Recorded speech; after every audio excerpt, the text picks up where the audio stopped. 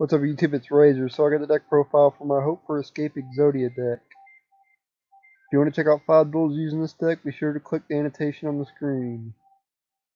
Without further ado, let's go ahead and start the deck profile. So, we got the pieces of Exodia.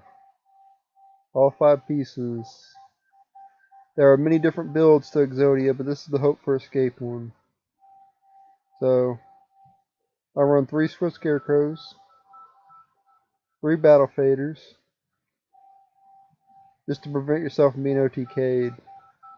1 day apiece,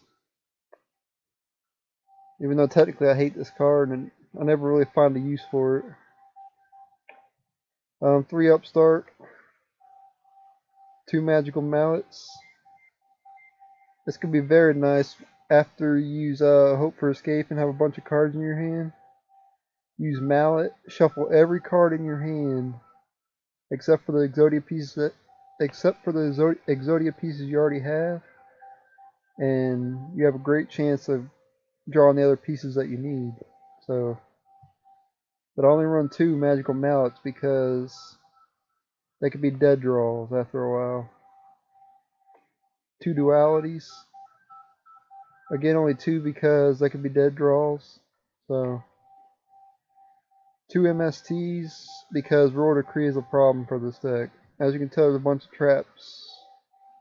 So, Roar Decree could be a problem. And plus, I like to bait out like Trapstone as well. So, before I activate all my traps, I'm gonna activate MST. Make sure they don't have Trapstone or something like that too. So, could be pretty good. But you could take out it if you want to and add other cards. It's up to you. 3 Good Goblin Housekeeping. Very good draw card. If you have multiple copies in your grave, you can draw an additional card and all that. Corpse Yugioh, draw a card. Reckless Greed, only use it when you have like 2 of them on board. But I guess you could technically use it if you only have 1, but I recommend having at least 2 before you use it.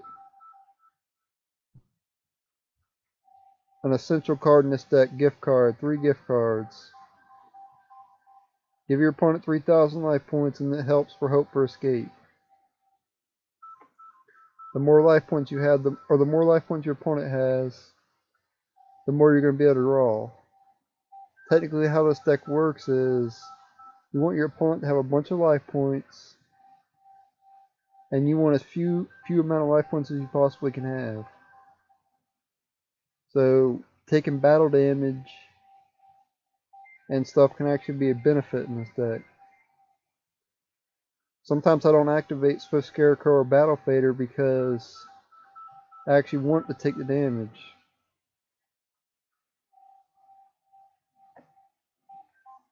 Oh, and I forgot to mention something else earlier, because I got to thinking about Battle Fader. Another reason I have MST in here is Vanity's Emptiness.